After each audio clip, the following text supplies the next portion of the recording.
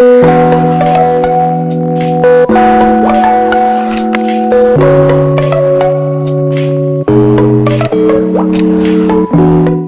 Learners, welcome to my channel.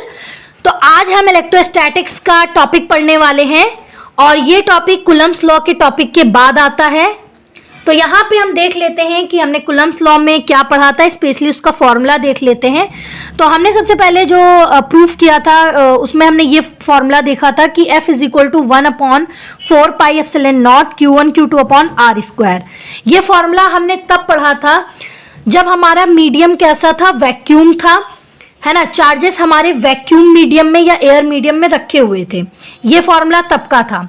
But अभी यही जो कूलम्ब्स लॉ है इसमें थोड़े चेंजेस आ जाएंगे, क्योंकि यहाँ पे जो हमारा मीडियम है वो क्या है, डाइलेक्ट्रिक मीडियम है। यानी चार्जेस के बिटवीन जो है कौन सा मटेरियल रखा गया है, डाइलेक्ट्रिक मटेरियल रखा गया है जो एज अ इंसुलेटर एक्ट करता है। ओके, तो यहाँ पे डाइलेक्ट्रिक मटेरियल क्या होता है ये भी जानने को मिलेगा। तो यहाँ पे आप देख रहे हो डाइलेक्ट्रिक कांस्टेंट लिखा रखा है। यहाँ पे main topic dielectric constant electrostatics में है भी, क्योंकि यहाँ पे इसका न्यूमेरिक वैल्यू एंड इसका फॉर्मूला काफ़ी यूज़ हुआ है न्यूमेरिकल्स वगैरह में, तो वो पहली प्रायोरिटी है। उसके बाद यहाँ पे हम प्रिमिटिविटी देखेंगे, रिलेटिव प्रिमिटिविटी, ये डाइलेक्ट्रिक कांस्टेंट को ही कहते हैं। ठीक है, तो यहाँ पे जो मीडियम है यहाँ पे हम फाइंड करेंगे रिलेटिव परमिटिविटी को, और यहाँ पे हमारे जो कूलम्ब्स लॉ का जो फॉर्मूला उसमें चेंजेस भी रहेगी। तो यहाँ पे सबसे पहले ये देखा गया है कि अगर वैक्यूम जो हमारा मीडियम है अगर वैक्यूम ना हो, उसके बजाय कोई और मीडियम हो, यानी कि जो है डाइलेक्ट्रिक मीडियम हो। डाइलेक्ट्रिक मीडियम कब होगा, जब हमारे चार्जेस के बीच एक डाइलेक्ट्रिक मटेरियल होता है उसका यूज किया जाए जो इंसुलेटर की तरह ही वर्क करता है। For example glass, paper, oil, wax etcetera. ठीक है, अगर ये प्रेजेंट है तो सबसे पहले जो हमारा कूलम्ब्स लॉ में चेंजेस ये होगा कि जो एप्सिलॉन नॉट होता है तो ये रिप्लेस हो जाएगा किससे, एप्सिलॉन से। सॉरी, यहाँ पे हमने एप्सिलॉन डाल दिया है। ये किससे रिप्लेस हो जाएगा, एप्सिलॉन से। F is equal to 1/4 pi epsilon. ये ओनली एप्सिलॉन लिखा है, यहाँ पे नॉट नहीं लगेगा। ठीक है, Q1 Q2 upon R square. ये कब होगा, जब हमारा डाइलेक्ट्रिक मीडियम प्रेजेंट हो चार्जेस के बीच, तो यहाँ पे एप्सिलॉन नॉट रिड्यूस हो जाएगा एप्सिलॉन से, क्योंकि एप्सिलॉन नॉट जो हमारा होता है वो परमिटिविटी ऑफ फ्री स्पेस है, लेकिन हम यहाँ पे परमिटिविटी ऑफ द मीडियम का यूज कर रहे हैं। ओके, तो सबसे पहले यहाँ पे ये फॉर्मूला हो जाता है। उसके बाद हम देख एयर के केस में या फिर वैक्यूम के केस में हम कह सकते हैं कि पहले हम क्या पढ़ते थे कि एप्सिलॉन हमारा अप्रॉक्स इक्वल होता है एप्सिलॉन नॉट के। लेकिन जब हम यहाँ पे कोई दूसरा मटेरियल यूज करते हैं, वही जब हम किसी दूसरे मटेरियल के लिए एप्सिलॉन की वैल्यू लिखते हैं वो यहाँ पे क्या होगी ये हम देखते हैं। तो एप्सिलॉन यहाँ पे क्या है, प्रिमिटिविटी ऑफ द मीडियम है, और मटेरियल यहाँ पे हम कौन सा यूज कर रहे हैं, डाइलेक्ट्रिक मटेरियल यूज कर रहे हैं, तो हमारा मीडियम कैसा होगा, डाइलेक्ट्रिक मीडियम होगा।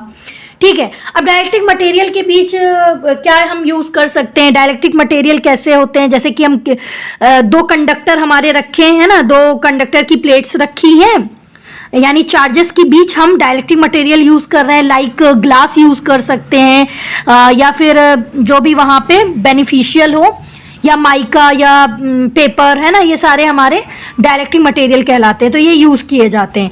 तब हम वहां पे देखते हैं कि इसकी वैल्यू क्या है। इसकी वैल्यू होती है epsilon not, product of epsilon not and epsilon R. ठीक है, तो एप्सिलॉन आर की जगह, अच्छा यहाँ पे एक और चीज हम देखते हैं कि एप्सिलॉन आर की जगह हम के भी लिख सकते हैं। ठीक है, एप्सिलॉन आर और के बात वही है। एप्सिलॉन आर क्या है, ये है relative permittivity of the medium. ठीक है, जिसको के को यहाँ पे क्या कहा जाता है, के या एप्सिलॉन आर को यहाँ पे कांस्टेंट भी यूज किया जाता है, एज अ कांस्टेंट इसे कहा जाता है, जो कि रिलेटिव परमिटिविटी को शो करता है, और इसी को ही हम डाइलेक्ट्रिक कांस्टेंट भी कहते हैं। ठीक है, तो डाइलेक्ट्रिक कांस्टेंट या रिलेटिव परमिटिविटी की जब हम यहां से वैल्यू फाइंड करेंगे तो ये क्या हो जाएगी, K is equal to epsilon upon epsilon not. Right. Epsilon यहाँ पे है परमिटिविटी ऑफ द मीडियम, एक बार फिर से बोल दिया, बार बार मेरी रिपीट करने की आदत है। उसके बाद मैंने यहाँ पे बताया एप्सिलॉन नॉट है परमिटिविटी ऑफ फ्री स्पेस, जो हम पहले भी पढ़ते आ रहे थे। ठीक है, अब इसके बाद का टॉपिक है कि भाई हमने डायलेक्ट्रिक कांस्टेंट पढ़ लिया, डायलेक्ट्रिक मटेरियल पढ़ लिया, डायलेक्ट्रिक मीडियम पढ़ लिया, मतलब इसको एक बार कंबाइंड करके हम देखें कि डायलेक्ट्रिक क्या है। तो इसको हम एंड में एक बार बहुत अच्छे से फिर से आपको समझाते हैं कि ये क्या है। डायलेक्ट्रिक एक इलेक्ट्रिकल इंसुलेटर है, लेकिन ये थोड़ा सा डिफरेंट है। कैसे? देखो, इंसुलेटर का काम क्या होता है, करंट के फ्लो को जो है ब्लॉक करना, करंट के फ्लो को मतलब रोकना, उसे फ्लो नहीं करने देता है, राइट। लेकिन यहाँ पे क्या होता है कि जो इलेक्ट्रिक करंट ये खुद से तो कंडक्ट नहीं करता है, लेकिन जब दो कंडक्टर प्लेट के बीच रखा जाता है तो ये क्या हो जाता है, पोलराइज्ड हो जाता है, यानी इलेक्ट्रिक करंट को स्टोर कर सकता है ये। तो यहाँ पे इसका यूज होता है जब दो, यहाँ पे आप देख सकते हो plus Q minus Q charge, मतलब ये दो कंडक्टर, यहाँ पे दो कंडक्टर की प्लेट लगी हुई है, ये वाला जो कंडक्टर है ये प्लस क्यू चार्ज जनरेट कर रहा है, ये माइनस क्यू चार्ज जनरेट कर रहा है, जिससे यहाँ पे क्या है, इलेक्ट्रिक फील्ड जो है डेवलप हो रही है। इलेक्ट्रिक फील्ड मतलब यहाँ पे अप्लाई हो रही है। और अब यहाँ पे क्या किया गया, एक डायलेक्ट्रिक मटेरियल को लाया गया, कोई ग्लास या रॉड कुछ भी हो सकता है, ग्लास, माइका वगैरह कुछ भी हो सकता है, यहाँ पे रखा गया है।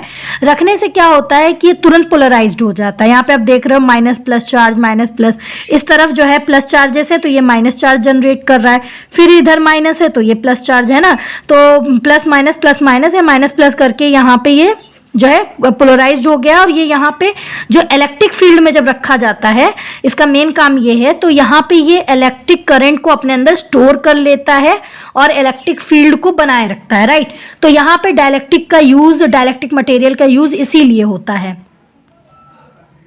अब ये देख लेते हैं कि इलेक्ट्रॉनिक्स में मेन इसका ज़्यादा यूज़ है, फिजिक्स के इलेक्ट्रॉनिक्स ब्रांच में। तो यूज़ कहाँ कहाँ पे, सबसे पहले हम देखते हैं कैपेसिटर्स में है।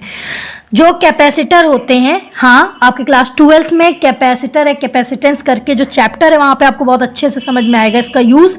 तो यहाँ पे कैसे होता है कि कैपेसिटर में इसका यूज़ इसकी कैपेसिटेंस को बढ़ाने के लिए किया जाता है। जब ये कैपेसिटर की प्लेट्स के बीच रखा जाता है तो ज़्यादा मात्रा में एनर्जी को स्टोर कर लेता है, राइट। यहाँ पे वही जो कंडक्टर हैं कैपेसिटर का काम कर रहे हैं, और यहाँ पे ये कैपेसिटेंस की मात्रा, कैपेसिटेंस की जो है मात्रा को क्या कर रहा है, बढ़ा रहा है, राइट। उसके बाद इसका काम इंसुलेशन में होता है, इंसुलेशन में यूज होता है, ये इंसुलेटर की तरह काम करता है। किसी इलेक्ट्रिकल डिवाइस में अगर ये लगाया जाता है तो जिससे ये उसमें जो कंडक्टिव कंपोनेंट होते हैं उन्हें अलग कर देता है, उन्हें सेपरेट कर देता है, जिससे शॉर्ट सर्किट का जो खतरा है उससे बचा जा सकता है इन फ्यूचर। उसके बाद अगर हम देखें तो इसका यूज डाइलेक्ट्रिक ब्रेकडाउन में भी होता है। यदि बहुत extremely strong electric field apply हो जाती है तो डाइलेक्ट्रिक वहाँ पे ब्रेकडाउन का काम करता है, एंड देन मटेरियल स्टार्ट हो जाता है इलेक्ट्रिसिटी को कंडक्ट करने में, राइट। मतलब जो पूरा सर्किट है वो फिर से वर्क करता है। चौथा यूज है एज अ डाइलेक्ट्रिक कांस्टेंट की तरह भी इसका यूज होता है, यहाँ पे आप देख सकते हो। और यहाँ पे एक चीज़ और है कि के की न्यूमेरिक वैल्यू क्या होती है, बहुत ज़्यादातर लोग जानते होंगे, 9 × 10⁹ न्यूटन मीटर स्क्वायर पर कूलम्स स्क्वायर। साथ ही के जो हमारा यहाँ पे रिलेटिव परमिटिविटी है या डायलेक्ट्रिक कांस्टेंट है वो इक्वल होता है 1/4πε0 के, राइट। आई होप आपके लिए ये वीडियो यूजफुल रही होगी, और thanks for watching, take care, bye bye.